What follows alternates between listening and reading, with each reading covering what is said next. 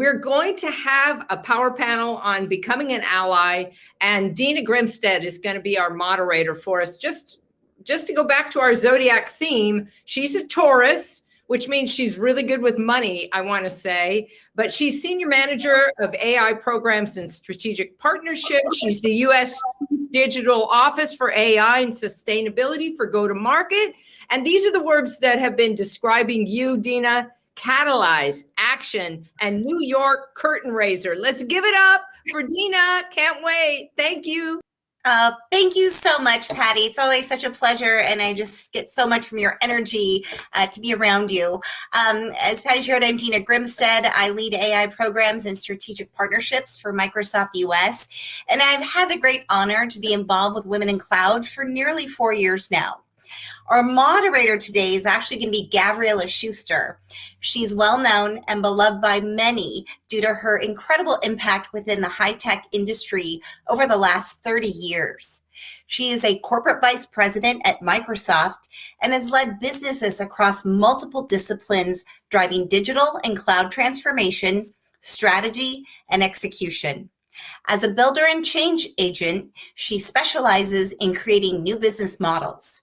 Last fall, she was presented with the Athena Global Leadership Award for her advocacy on behalf of women in IT.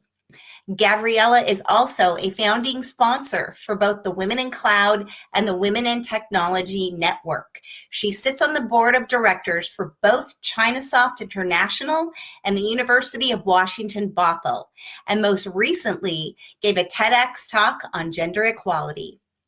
Please welcome Gavriella Schuster.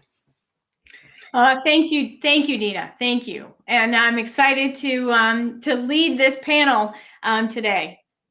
So, in this session today, we're going to cover 3 topics. What is allyship? What are the behaviors that an ally demonstrates? And it's really not as hard as you might think. And then, how can you be an ally? So on the first part, let's talk about what allyship is. Like my panelists, I've been in high tech almost my whole career. And throughout my career, I have found myself many times as the only woman in the room. As the only woman in the room, I have been lonely. There are times when I have felt dismissed, disrespected, or just simply not heard, almost as if I were invisible. Now, this is not anything that I think any of the men that I have worked with have done intentionally, and many have unintentionally been allies to me. And I have learned that when there's an ally in the room, it makes all the difference. So my mission is to bring more intentionality to allyship. Today, I want to introduce you to just a few of the allies that I have found throughout my career, and have them share with you what actions they've taken to be an ally. These men were my allies well before there was a term or a focus on inclusion and diversity. I have learned, particularly as I've come into awareness myself over these last few years, that when you work with intention to be an ally and to create allies, that you can create an inclusive environment where everyone in the room has a voice, is valued, and can feel empowered to speak up and share in their authentic voice. But this takes working with intention and acute awareness of the environment. So I am pleased to introduce my allies, Brad Anderson, Phil Sorgen, and Thomas Asper. Brad, can we start with you to introduce yourself? Yeah, thank you guys to be here on this on just a topic that is just for us. I said last thing, just what an incredible run, incredible place to work. Get a business that scaled well past, $1 billion. I had a chance to build multiple billion-dollar businesses at the company. I had the privilege of reporting directly to Satya 2011 to 2014, where a lot of the experimentation that Satya has done that's taken the company forward was just kind of in the crucible of learning. Just an amazing opportunity. And then for kind of like the last bookend of my career, I decided to take a job as president of a company named Qualtrics, which organizations understand the experience that they're delivering to customers and employees and improve those. And so I'm here and I'm excited to talk about this. Well, we're very excited to have you. And my next guest is Phil Sorgen. Phil, do you want to introduce yourself? Be happy to. Thank you. Thank you for inviting me. So I'm Phil Sorgen. I'm the Chief Revenue Officer at Ring Central. I've been here for almost a year and a half, but almost a 24-year, well, actually, what am I saying? Almost over a 24-year veteran at Microsoft in many roles, ranging from running the enterprise business in the US to being president of Microsoft Canada to being the channel chief. And I've had the great pleasure of having Gavriella on my team, not once, but multiple times. I've been a partner with Gavriella in doing in the businesses we respectively ran. So it's been a great run, and so thrilled to be here with you. Thank you. Thanks, Phil. Thanks for joining us. And last but certainly not least, Thomas Asper, would you please introduce yourself? Thanks, Gavriella. Thanks for inviting me. And I have not worked at Microsoft, but I've worked with Microsoft. And I'm born and raised in Denmark, and I've been doing Navision and now Microsoft Dynamics since I was 16. So that's all I know, and been part of that journey for many years. And 7 years ago, I decided to start Innovate, where my main focus is transform businesses and the lives to touch not just our business, but also the client's business. And we do it because we care about it. Yeah, wonderful. It's wonderful. So before we move on to the panel discussion, I want to go to Chapter 2. Chapter 2 is, what does it mean to be an ally? What behaviors do you demonstrate when you're an ally? So before I have this wonderful panel share their stories with you, I wanted to share my own story with you and talk about it from my point of view and what these allies have done for me well before we consciously knew anything about allyship. And I'm guessing that they may not even know the impact that they had on me at the time. So let me start with my first interactions with you, Brad. This is about 15 years ago. And we're going to date ourselves, when I moved from licensing sales into product management. And everyone told me when I made that move that this was too big of a leap, that I was going to fail, that nobody was ever successful doing this, which really only made me more determined to make the change and prove them wrong. But I knew I needed to learn a lot about building and marketing our products in order to be successful. And so at that time, you were leading our management products team. And I reached out and asked if you could spend some time with me, help me understand from your perspective what success would look like and what I would need to do to build success for Microsoft in my role. And you were incredibly gracious with your time, directing me to various resources, introducing me to folks in the team to learn more, and then supporting me in our meetings. And as a matter of fact, one of the first meetings that we had was a planning meeting in Boston. I don't know if you remember. The goal that you and I were working on was how we would make Windows Vista successful. And the way that I was focused on doing that was through creating this new product that we collectively named the Microsoft Desktop Optimization Pack. And so through that, we had to do a round of acquisitions. And that first meeting was a planning meeting in Boston with Softricity. And I don't know if you remember, but I think I was the only woman in the room of about 30 men. And it was at that moment that you really helped me to elevate me. I don't know. Do you remember that? Do you remember that situation? Yeah, I remember that meeting really well, just like it was yesterday. It was July of 2006. So your memory's right, 15 years almost to the date. You know, the kind of the background here was Windows at that point had gone almost 5 years between releases. You know, I saw a comment here about good luck on Vista, and the business was struggling. And so we were chartered, Gavriella and I were chartered with go and build a business that brings value in a way that's outside of the Windows machine. And so together we put our heads together and we came up with this concept that was called the Microsoft Desktop Optimization Pack that was just incredibly successful in any way you wanted to measure it. But we generated by acquiring 5 or 6 companies. And the first company was a company in Boston. That's actually the first time you and I met face to face. Yep. First time that we had gotten together face to face after the acquisition had been announced, we could actually start to talk about integration. And walking into that room, and it was in a very formal office, in one of the offices in Boston, and Gavriella was the only woman in the room. Now, Gavriella and I had talked, and what had impressed me about Gavriella before is the drive, the determination, the grit, the curiosity. And she had just this passion and drive that I had not seen in her counterparts I had been working with in marketing. So the way that I looked at it was, here is an individual that has the same level of drive and the same level of passion, if not more than I do, and is going to be a fantastic partner. So how do I make sure that Gavriella is successful and heard?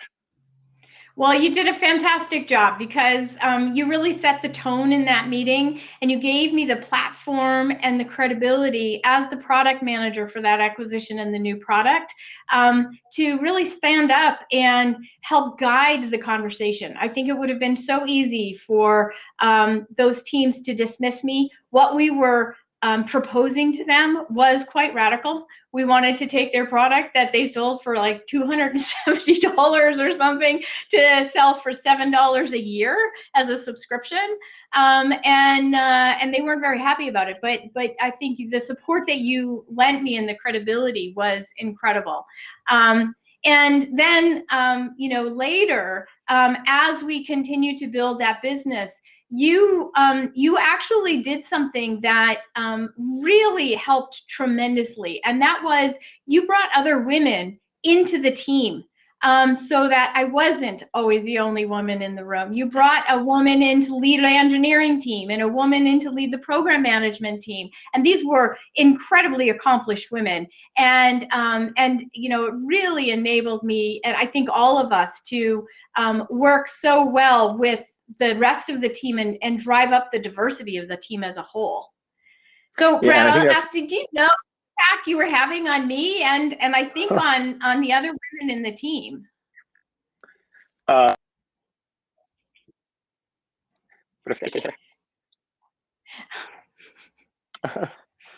you, Gavriella. It's great to hear. There were a couple of things leading into that I thought we should talk about that were watershed moments for me.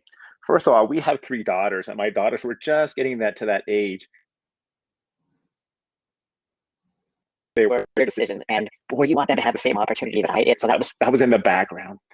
The second thing was, I remember sitting early at my time. You'd have a set of senior engineering leaders like myself and a mid-level marketing person that would just get bulldozed. And I remember thinking about you coming into this role and wanting to make sure that didn't happen. And then the third was a really big watershed moment for me in my own personal journey.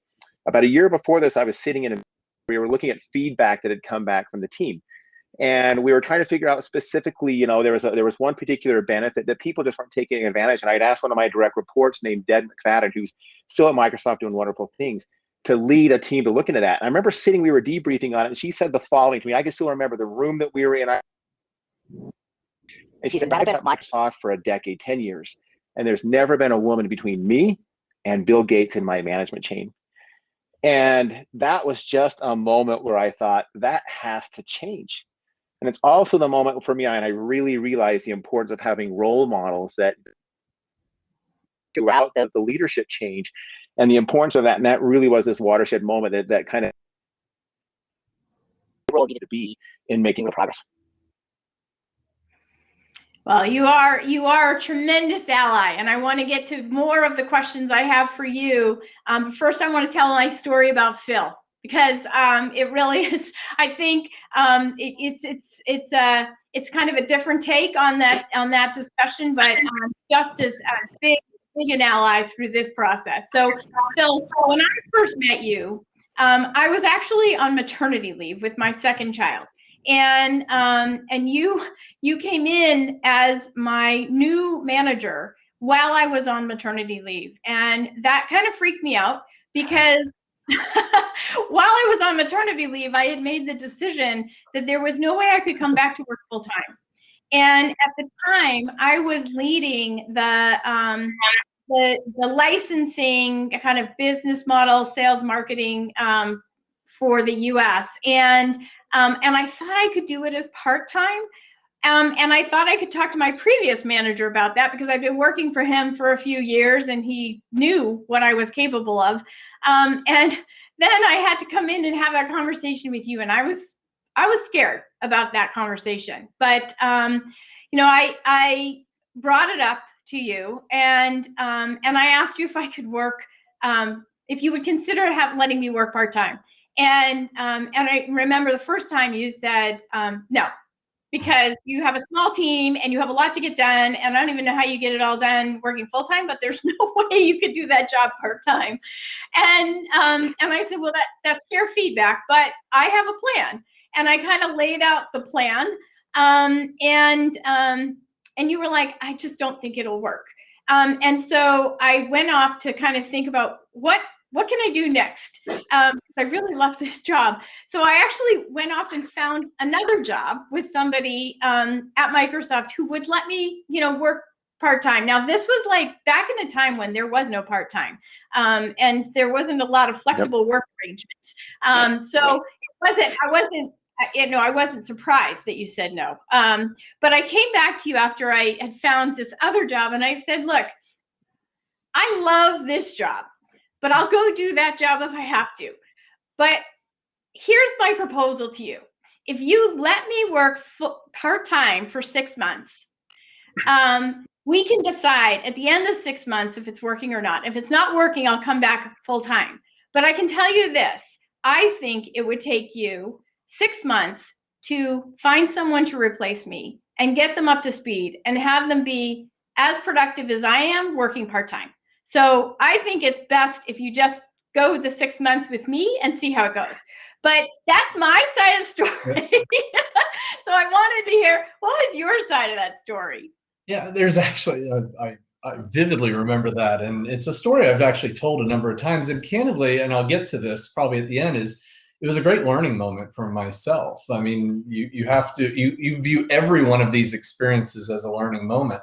But first, just for context, and I hope everybody caught that, I had been a field general manager, field sales manager, and many roles at Microsoft. I had just moved to Redmond for the first time I was ever doing, I'll say, a national job in, kind of the Redmond domain, at Microsoft. So this was totally new to me as well. And I knew Gavriella not as an employee of mine, but as a field sales leader. I knew what her team and the impact and the contribution. I was shocked when I learned how small the team actually was. So I'm coming into this new environment, and this is the first conversation. And candidly, in the U.S. sales organization, there was no such thing as part-time. Like there was a construct for it, but there were no real experiences of that. So that's a little bit of background, but I listened a lot, and I listened to the proposal, and Gavriella, as she always is, was incredibly thoughtful in the proposal. But there's one thing I don't know if you remember saying to me that was kind of that tipping point moment. And it was when you were explaining that I'll never find somebody, in that period of time, in the 6 months, that could be as productive. But he said, look, I know how to get this job done and be excellent at it. I have an amazing team around me. I'm building talent. But what I need is this predictability that I'll never feel bad that on Mondays and Fridays, I never take a meeting. I'm going to do what I need to get the work done. And I know how to get this work done in an excellent way. But this part-time experience will give me the life and career balance that I'm looking for, so that I can be part of the PTA at my daughter's school, or I can participate, and I never feel guilty that those days are completely blocked and I don't even have to think about it. And it was that tipping point moment that I said, not only does she have a great plan, I just so totally understand that. And I went and had the conversations, and the great thing is the leadership who I worked for, a wonderful lady named Jerry Elliott at the time, she appreciated that I was an accountable leader. And she said, Phil, you're accountable. You have to deliver. So I believed in Gavriella, and that, kind of let the process go and allowed us to give it a chance. And it was a tremendous success. The other thing I'd tell you from my side of the story is the other learning is, it was really important from that point forward in being an advocate for you is, like, I had to believe in this arrangement. But it wasn't just enabling you to be part-time. I also had to be your advocate that your aspiration didn't drop. This was a period in your life, and you had big plans and huge capability, and there was so much more you can do. And I couldn't let the fact that the perception was you were part-time, that you were contributing anything less, or that your vision and the capabilities and your aspiration for the future was anything less. And I had to make sure I stood 100% behind that. And fortunately, through the work you delivered, you made that incredibly easy for me. Well, thank you. I mean, it is, as I think back on that was so crucial, that I was able to make that switch and go part-time for those 3 years that I did. And it really served to strengthen the commitment that I had to Microsoft, because I was given the opportunity to take care of my family. And it never actually felt like a step back, which I think that's kudos to you. That's kudos to the allyship that you had for me, because I continued to grow the team, grow my experiences. You gave me great visibility. And we had great success during that time. And yet at the same time, I was able to go into my daughter's, at the time, kindergarten, and help out and do crafts and help the kids learn to read. And it was years, I think, like till the point that my daughter was like 12 years old, where she'd say, well, couldn't you just come into the school again on Mondays? And so, the impact that had on me and my family was really incredible. And so thank you for that allyship. So we'll come back and ask you a few more questions in a minute too. Third, I want to introduce Thomas and talk about what Thomas has done, because Thomas, you're the CEO for an organization called Innovate. And I have been so impressed with your leadership and with the decision you made, where, and I'll let you tell the story because you probably can do it way better than me, but several years ago, your organization was not faring very well in the market, and you weren't being that successful. And you made a decision that one of the ways you were going to turn the company around was to actually focus on diversity hiring and create a more inclusive environment. And you believe that would impact your company performance. And in fact, it has, because through the work that you've done, not only do you have an incredibly high percent of women in your organization, and I'll let you speak to that, but your company is now one of our #1 US Dynamics partners. So Thomas, I want to give you a moment to share your story and talk about what made you make that decision, and did it have the impact you thought it would have on your business? Thanks, Gavriella. Yeah, so our company is 7 years old, and 1.5 years. I started the company buying 2 Dynamics partners in the US. Both were struggling, and I did it without any external money. So from day one, I couldn't make payroll, basically. And then 1.5 years into the journey, my CFO was sitting in a leadership meeting and said, Thomas, we're done. We're not surviving. And I told him that, Jeff, you have to start looking at the bright side of life. and I can still remember my leader's face of, what the hell is he talking about? And I said, I know this is bad, but we started this journey. I started this journey to make a difference from a culture perspective and diversity. But I forgot about it because I was in survival mode. When you can't make payroll every second week, you're not thinking straight.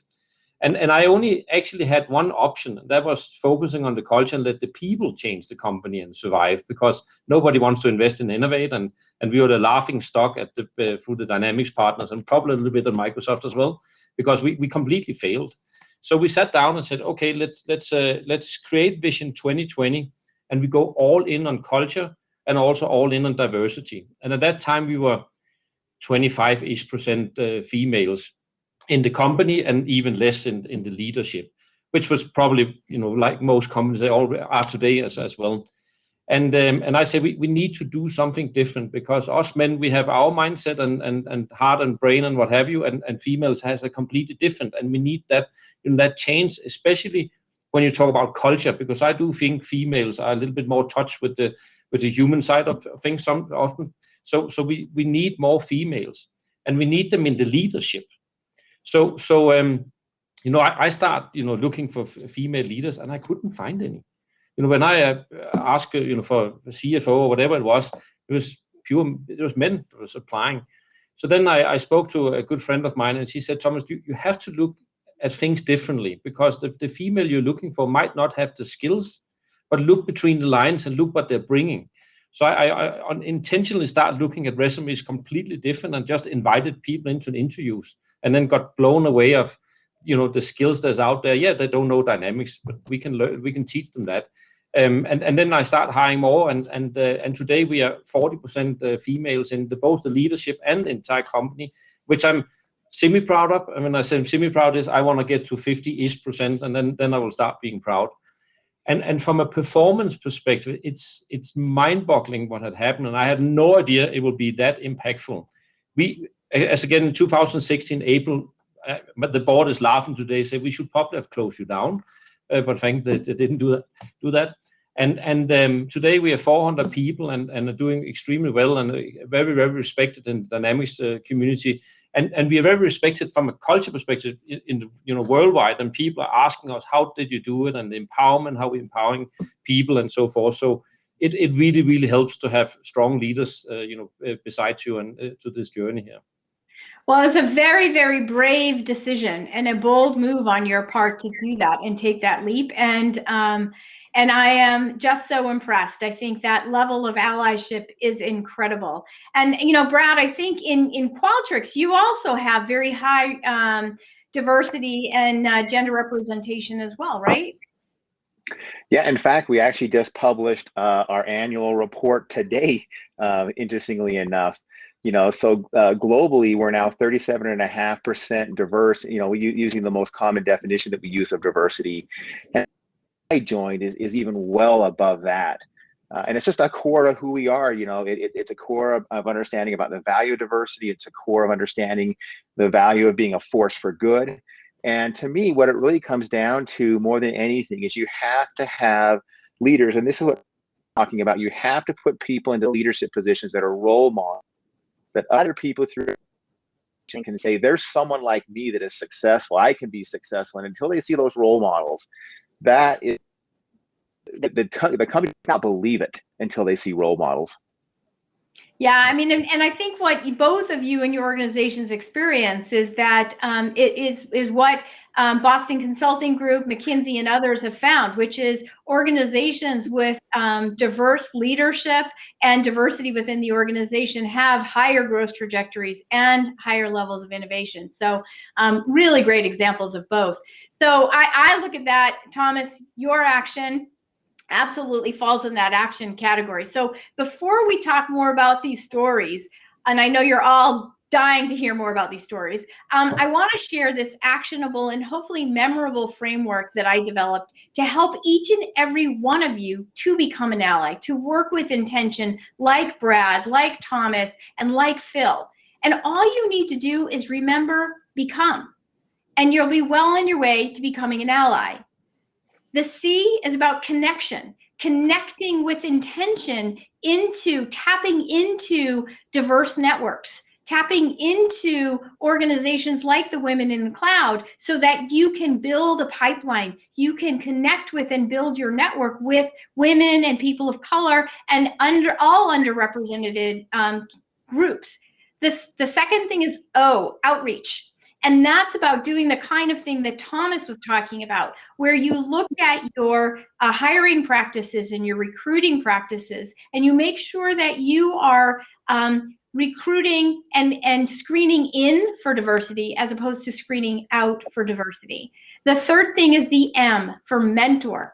And that is exactly what all three of these men have been for me, mentors, and enabling me to learn from their experiences and helping me to avoid those invisible tripwires in the business. And then E is all about empowerment. That is about giving everyone a voice. And that's what I want to focus on today. How do you empower another individual? How do you create an inclusive environment where everyone's voice is heard? Empowering a person to speak up, to share their perspective and ideas, and be their authentic selves. as you listen to these panelists, I want you to think about what you can do, how you might take some intentional action of your own to become an ally and to enable the non-majority voice in the room to be heard. When you do this, you create a more inclusive environment, you empower the people around you, and you become an ally. So let's start talking about some of these panel questions. So we talked a little bit about the stories. So what I want to do is, Brad, let's start with you. What were the obstacles that you faced when you were acting as an ally? Do you feel like you got a lot of pushback? And what did you do about that? You know, it's funny. I think the biggest challenge, maybe the two biggest challenges that individuals have with respect to allyship is, one, just awareness. It's remarkable how many people just have not understood or have not gone through that journey to understand the need for allyship. And then the second thing, I think the biggest obstacle is internal.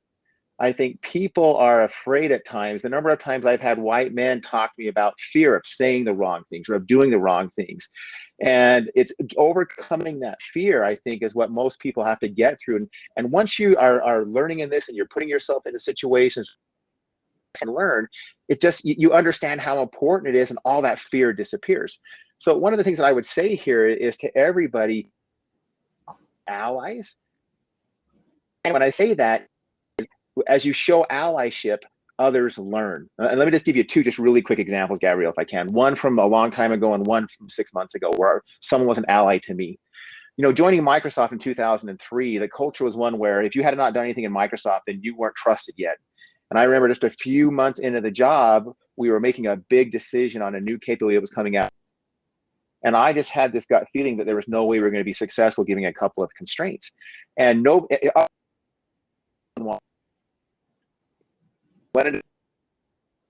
mentor and ally for me, a gentleman named Bob, who's one of the best souls on the planet. And we got into this meeting and someone asked, I hear that there's a concern. Brad, I hear that you've got a concern. He created space for me. I voiced my concern and Bob said, Brad's right. But he gave me an opportunity. It was the first real learning moment where someone was an ally for me. I learned from that. And let me share one from just 6 months ago. Remember Julie Larson Green, one of the most in the history of Microsoft. Well, she preceded me at Qualtrics. Now that I was coming, she called me on a Saturday morning and spent 2 hours on the phone with me, helping me to. Here's what she did. She went and spoke to all of the senior women that were going to be on my team and told them, Brad is a safe space. He's going to come in and he's going to be an advocate and he's going to be an ally. So when I joined a week later, I already had equity and trust because Julie had been an ally for me, and it's meaningful and it's impactful. It does. It makes all the difference in the world, and that's an incredible story. And I think many of us can think back to various people who have been allies for us. And when you do that, that's when you get the intentionality of what would it mean for me to really focus and be an ally. So, so Phil, we talked a little bit about, the conversation with Jerry and her just putting accountability back on you. And then having to advocate on an ongoing basis. But can you elaborate a little bit? Like, when you act as an ally, do you get a lot of pushback and what do you do about it? Well, here's what I would say is you have to demonstrate courage consistently, and you really have to believe in the people, and if you show up every day like that, the pushback actually drops. I remember you probably don't even know this, but I do remember one meeting that the skill set and knowledge that you had would have been perfect for a virtual team. And the first comment in that meeting, because it was a kind of a V team that was being formed cross group, was that, well, Gavriella's part-time. And I had to lean in and say, so what? Gavriella has a lot of experiences. Let's give Gavriella the opportunity to decide whether she has the time and space and bandwidth. But it's those kind of virtual teams, those assignments that give people the ability to grow, the ability to have visibility within the organization. And they lead to many other things, not only for the company, but for the individual in their own personal development. So you had to stand up. You couldn't say, oh yeah, you're right, she's part-time. No, I stood behind Gavriella and all of her contribution to the business, not that this was some sacrifice that we were making for the business. So that's, I think, an example of where you have to consistently demonstrate courage, even when people might think, and it would have been easy just to let it go and name somebody else, but you can't do that. The other thing that kind of, that I think stood out in the conversation, and Brad mentioned as well, is being a role model and making sure you're leading by example in very visible ways. And I said it was a learning moment with you that I got to use in various ways later on. And it was about being intentional. That in the story you told, I reacted to an opportunity you presented, and that was great. But later, I got an opportunity to be intentional about that. One of the most inspiring women that I've worked with that was on my team was a lady named Margo at Microsoft. And she not only was an amazing leader in Microsoft, but she did so many things to make the world a better place. She was sponsoring and building a school in Africa. And it was balancing that amount of time that she could spend at work and I was listening to the angst that she was showing in how she wanted to, there was some really specific things she wanted to accomplish with the charity. And I just said, well, what if you could have a leave of absence for a year? And I don't know how we do it, but would that help you to just go focus on that and then come back to Microsoft charged with all those accomplishments and think of what you could continue to contribute then? And she just looked at me and said, you give me a leave of absence? I said, I don't know how we'll do it, but I'll go find a way if that will help you. And she went, she took that, we figured it out. She took the leave of absence. And once again, I learned that you got to continue your advocacy, because once you leave, then you got to find a way back in. So I remember I put on my calendar 9 months out, I need to start watching all of the opportunities and start exploring so that she'd have a great land back into Microsoft. Because, one, I care deeply about her, but two, that's an amazing contributor to the company. The last thing I would want is that leave of absence, all her experiences to go, and then they're not being a smart, logical, impactful landing place for her to come back to. And she ended up coming back and running education for the U.S. business, which was just amazing fit with what she was doing, her passion, her energy.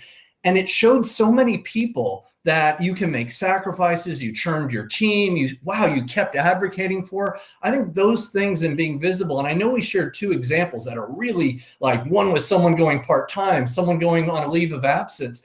It also makes an impact on the small things you do, but those big ones, show that, and on the small ones, demonstrate it, lead it every day, and you just, it's amazing the impact you can make, and the lifelong friends that you get out of that as well. Absolutely. That opportunity for Margo had a huge impact on many of us, not just on Margo, because being able to look at that and say, wow, look what the organization is willing to do to accommodate people and the passions that they have, and enable them to continue to make an impact in the world, and then return and continue to make an impact on Microsoft. And I was very close with Margo, and so I know that, like me, it really engendered a great deal of loyalty on her part back to the organization and back to you for enabling her to go have that experience and give to the community. So that is great allyship and really intentional. And Thomas, I want to ask you, because I know you got a great deal of pushback from your investors, your board, many people in your team as you made that decision. How did you deal with that pushback, and how did you help people see the importance of what you were working on? Yeah, so I got I did get pushback, and not pushback, but I got the question from many men saying, "Oh, you have to be a female to get the job now." And in the beginning, I'm not sure how to respond back to that, because it's just a weird thing to say. And then we had some tough conversations, and I actually had to remove some people from the company because I just felt that they will never embrace it. And then if you don't want to embrace it, then it's a dead end for me. And I had to say goodbye to some great people from a leadership perspective in the sense of the skills we were doing. So what I actually did, I invited all the men to a meeting, and I did tell the females that I'm doing this because I felt that I was cheating somehow, because when you get them all the men together, then that will look weird as well. So I'd say, hey guys, we have a responsibility. And one of the leaders, Chris, he was saying that I had no idea there was a problem, because I have absolutely no problems with females and I'm embracing it. But I just realized I'm the problem because I'm not doing anything, because for me it's natural. So and then other men start chiming in and start understanding that it is super important. And you said it, Gavriella, you're sitting alone in the room and felt pretty lonely. This is where we can invite people into the conversations and so forth. And it was just mind-boggling to see how they start opening up and what they have been doing. And then it's finding some wins you can share. And the biggest win I've had, it's not a long time ago, is with Eve, my chief experience officer. Every month I have a mentor meeting with my leaders, and we were on a call, and she said, Thomas, I've never ever been so open to my leaders as I have had with you, and it's actually pretty cool because I feel I can say anything without getting in trouble or being judged. And then she said, Thomas, don't worry. And the first thing I said, oh no, she's resigning. And she said, Thomas, I have a hard time balancing being a super mom and being a C-level person in the company. And so I start figuring out if it's something with Innovate, it's actually something with her. And it was something with her, it was the same problem she had in the past. I said, what is it that is, what's going on? She said, I need to pick up my son sometimes 2:00, and I feel guilty.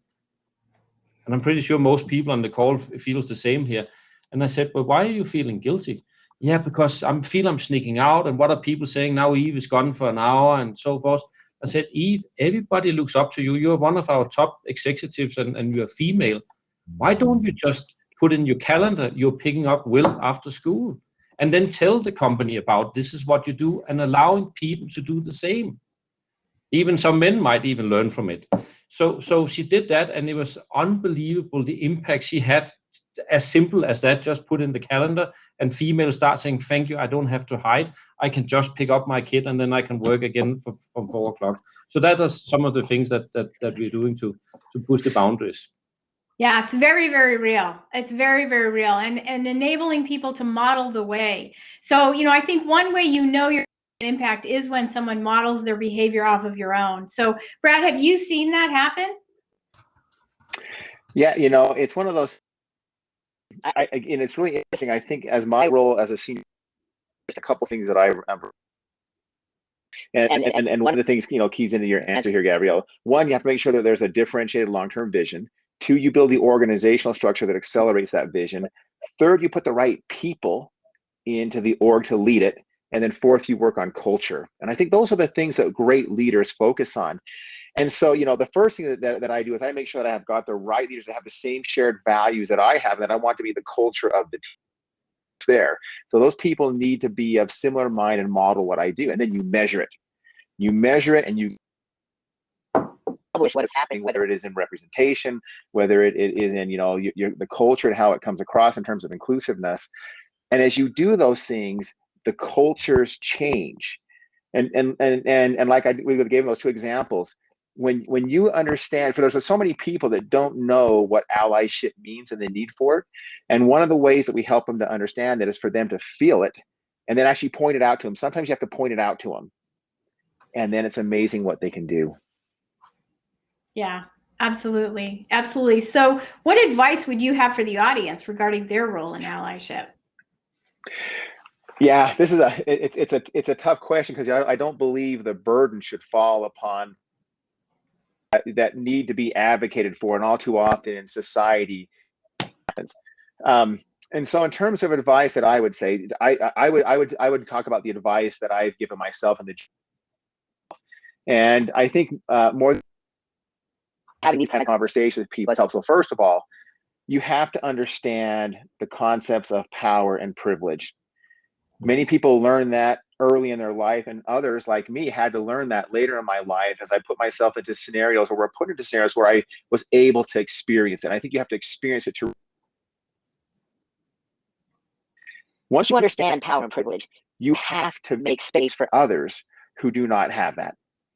And then third, you have to have a growth mindset and learning, because it's a journey, and every individual is on their own individual journey. It's funny, I think about allyship. It's not a noun, it's a verb. It's a commitment to continually learn, to give space and to give voice to groups that need it. Yeah, absolutely. Very clear.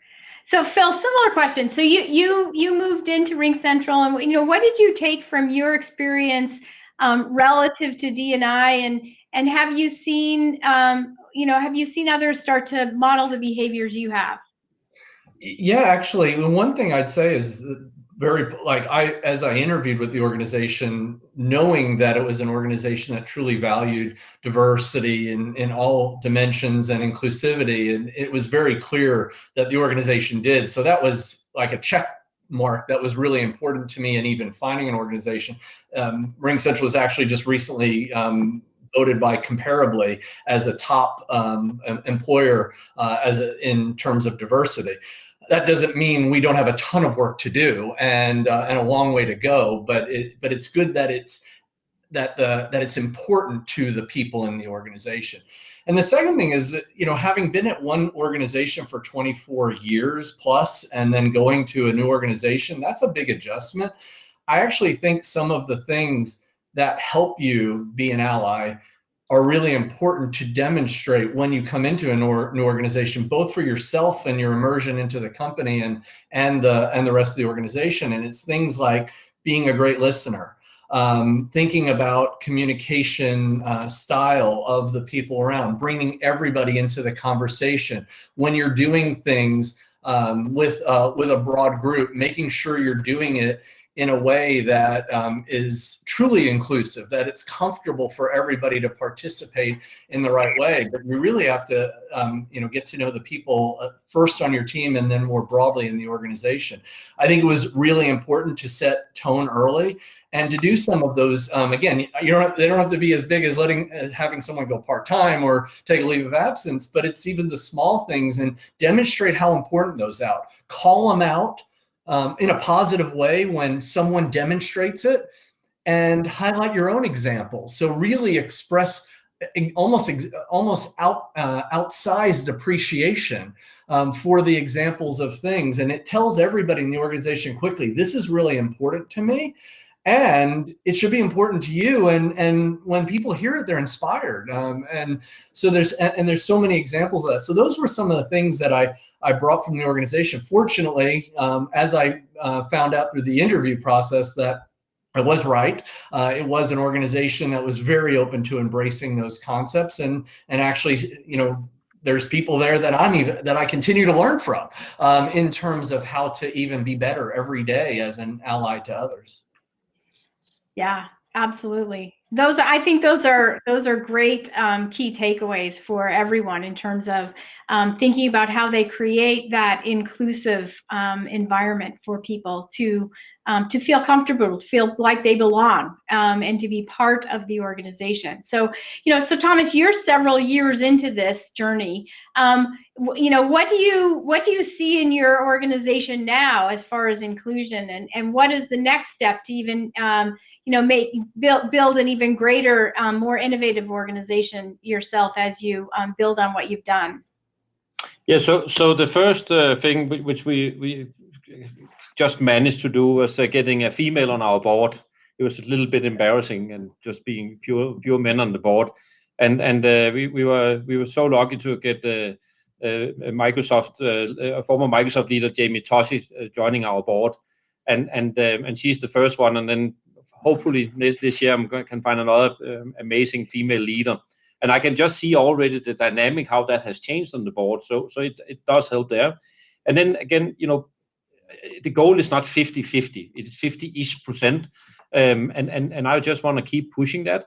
And one of the things that I would love to do is trying to figure out being involved with high schools and so forth, where we can inspire young girls in taking that step and start becoming a leader from an early age, and figure that out in somehow. I don't know how to do it. The problem with us is we're a smaller organization compared to Microsoft and RingCentral, etc. So we don't have the funding that the big corporations have. So we need to be pretty smart on how we do it. So it will be a little bit of a grassroots the way we're doing it. So where we get our teams organized, reach out to local schools and start bringing somebody into internship and so forth, and then just give them what we can, which doesn't cost anything other than energy, and that will pay back many times both for us and for them.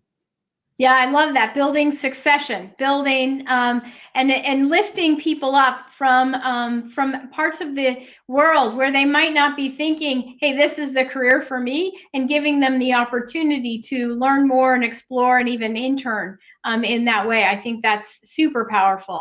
So so I actually, Dina, I wanted to know, like, are there any questions that might have come up, because I haven't really been able to watch the chat much.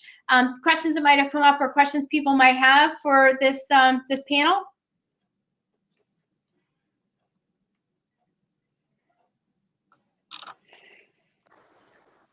So nothing. So I'm looking at the chat now. Thanks, Gavriella. So I invite everybody to go ahead and put your questions in the chat. I'm looking at the Q&A tab. Nothing has come through yet, but we can continue to keep the floor open, and I'll be here to let you know if anything comes through. I see Nama has a question. And Patty Grimm asks, what's one piece of advice for other male leaders that you have to offer? Awesome, great. Well, let's start with you, Thomas. What would be a piece of advice you'd give other male leaders? Put the energy in it. It doesn't happen by itself, and just because you think you're okay, the organization might not be. So be purposeful and intentional, and then just put the hard energy in it. It's gonna take some time, and you're gonna make some failure, but then learn from that, dust it off, and move on. So that would be my advice. Great. Phil? I can go next. I'd say I totally agree with Thomas's point on the energy, but the angle I'd put on it is it's not one size fits all. It's not like I'm an ally or I'm not. I understand inclusivity or I don't. You really have to get to know people. There's no shortcuts in finding out what's important to somebody. And it's worth the time to not take it from what I'll say a scale approach. It has to be very individual. And a lot of people doing very individual things scale a lot and make a really big impact on the organization. But if you think you're going to solve it through some keynote or some broad reach approach or saying the right thing broadly in a leadership team meeting, it just doesn't work. You have to get very individual and very personal, and that's when you can make a really big impact on someone. Yeah. And Brad? Yeah, there's two pieces I would say. The first one is be curious. Part of Gavriella's, suggestions there, be curious, get to know people, not directly related to women, but also at the time when one of the most senior engineering leaders on my team from New Orleans told me about having to have a conversation with his 10-year-old son about his life was in danger if he got pulled over by the police. And I thought to myself, I've never had to have that conversation. And that was impactful, right? And this literally this, mentor to me, but you have to be curious and put yourself into positions to learn and feel something. You have to experience something so that it becomes a part of you. And the second thing is be intentional. I've always believed the way that you really saw the challenges, especially technology in representation, is you have to have role models in leadership positions. And so you have to be intentional. Sometimes that means you're going to take an extra month or two to look for the individual to put in a position, not just the first person that you find, but you have to be intentional, you have to be deliberate, and be curious. Yeah, absolutely. And have an open mind. I mean, know that the experiences that you have, and I think this goes back to your comment on privilege, the experiences that you've had are not the same experiences that everyone's had. And being curious and asking about their experiences and how they see the world and things that are occurring around them, and really listening. And understanding what are their objectives and what are the things that are going to help them succeed in their own eyes, and supporting them. I think those are some incredible things that allies do, and things that all three of you have done for me, and I've seen do for others as well. So are there any other questions? Gavriella, there's actually a question from Brian that I think is super important question. He asked, what if you're not in position of authority and may have less influence? And he's probably thinking like many are thinking. I actually think that people that do not have the position we have more influence than we have, because often the females are a little bit afraid going to us leaders, and the people that they work, they might have a better connection. So the males and females, for that matter, actually have a tremendous influence, having just conversation and building that confidence to go to the leader. Yeah, and I'd also add that I don't think power or influence. I mean, sometimes that's kind of interpreted as organizational. Some of the people I look back on that I feel like I really made a big impact, and a few people that have made a really big impact on me that have been an ally to me, weren't in any position of power, if you will, or in anything that they helped me with, or I think I helped them with. And it's really about sharing experiences and taking an interest in them as a human and their potential. And I think that alone just extends their experiences and your own experiences further. So I think it's really powerful when it's not just a person that's in proximity to you, in terms of that sense of power. Yeah, I mean, being an ally is it's daily things. It's very small things. It's when you're in a meeting and you see somebody kind of visibly sit back in their seat or retreat, and not share what they're thinking, or when somebody says something and the whole room just moves on and doesn't even recognize that they've just spoken up. And as an ally, approaching them even after that meeting and saying, hey, I noticed in that meeting you retreated a bit. You didn't share what's on your mind. Is there anything I could have done differently, or anything I did do that made you feel like you needed to do that? Is there something I can do in the future that would help you to step into that conversation? That's allyship. Those conversations that people have had with me all along my journey, those are incredible allies. And so, like I said, I pulled out a few in this conversation, some of the most impactful and really things that people can really relate to. But it's a lot of those daily things that everyone in the organization can do. When we talk about allyship, it is demonstrating things, and again, I'll give you some really easy way to remember this, is about allies. Allies demonstrate advocacy, they listen, they lift up the people around them, they create an inclusive environment, they elevate the visibility of the work that others are doing and give them an opportunity to have visible work, and they sponsor them. They sponsor them like Brad did for me, in lending their credibility, in talking about them in a credible way and showing their trust. In similar with Phil, right? Those are the activities and the things. And so never underestimate the power that each and every one of you hold to be an ally, to be in that moment when somebody needs you to support them, to sponsor them, to listen to them. And every one of you could reach out and be supportive of some behavior that you saw someone model, and become an ally. So I think with that, I'm going to wrap. I want to thank you, Brad, Thomas, and Phil, for joining us. and really appreciate all you've done for me, all you've done for the women that you have worked with, as well as just creating an inclusive environment every place that you go. So thank you very much. Thank you, Gavriella. Thank you, Gavriella.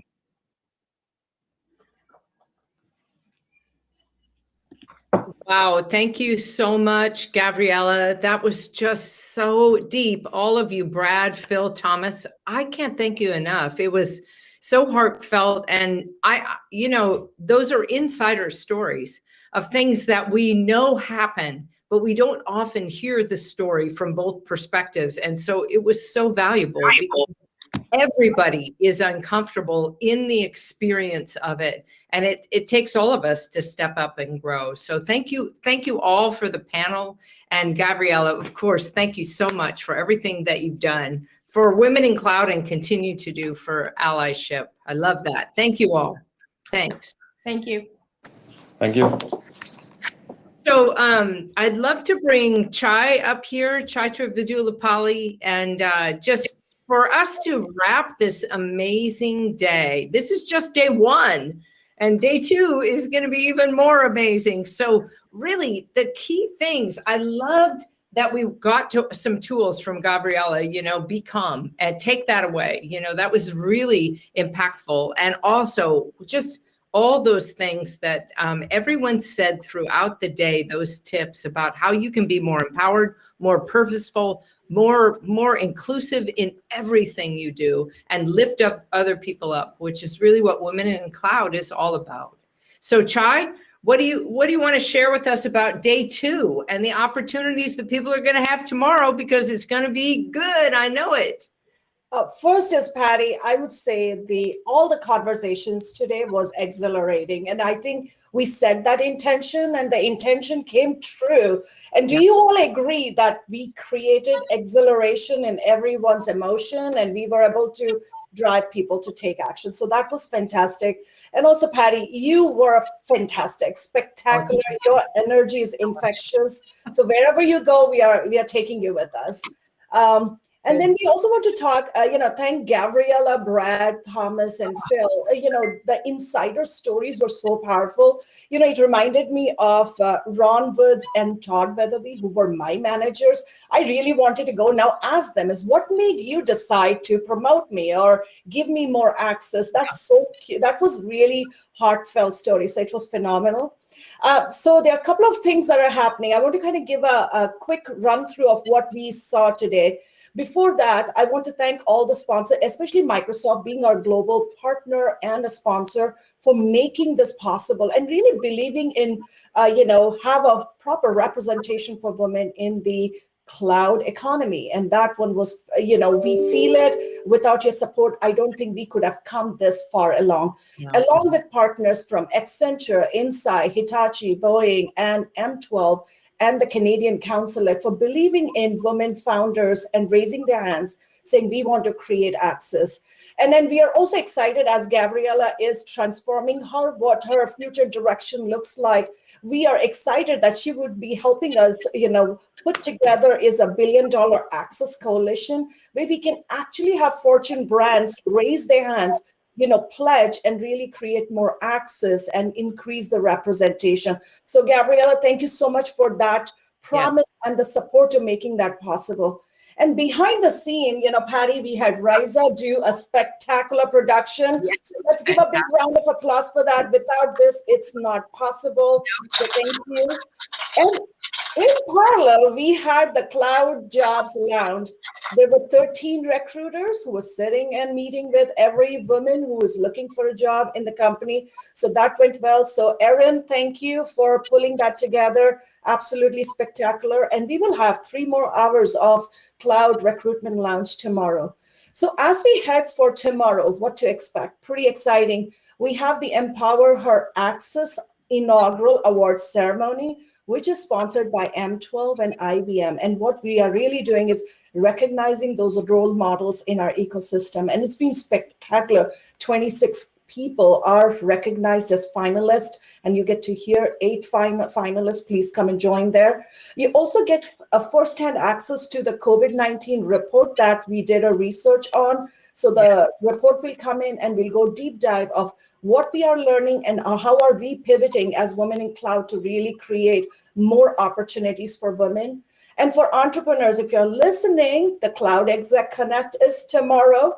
We have 45 people, Patty, who are actually sitting with women entrepreneurs and leaders to really create more personal access. So please come and be there. If you are not going to be there, you won't get the access. And the last one is Sharon Hilbrand is going to lead is a thought leadership panel on, disrupting the $1 billion market. And she will have a very meaningful conversation with entrepreneurs. So Patty, looking all good tomorrow. And first question to all of you. Tell me, how can people get involved right away? What are some opportunities for them? First is, all of you should be in our online community. If you are not there, that's the place I want all of you to get engaged. Important for us. Become an advisor. I always say, start with being an advisor, unlock access, and you get more access to it. And if you know of any entrepreneur, ask them to publish their cloud solution on the Women in Cloud Marketplace. It's important. We need to have high amount of solutions in the marketplace. And Cloud Accelerator is coming, so please apply. We would love to see all the entrepreneurs to be part of the Cloud. That's fantastic. And if you want to become a speaker, this is the place to do it. So exactly, throw your name in the hat. Absolutely. So thank you, Patty. This one was spectacular. I would say exhilarating, and tomorrow will be another day of same excitement. And I want all of you to be there cheering the winners and being with us and connecting with us. Fantastic. All right. Well, now we're going on to, have a happy hour. So shall we? Yes. All right. Let's do it. Okay, everybody, we're just going to do some networking, happy hour, and we'll see you soon. And we'll see you tomorrow. First thing, we can't wait. Absolutely.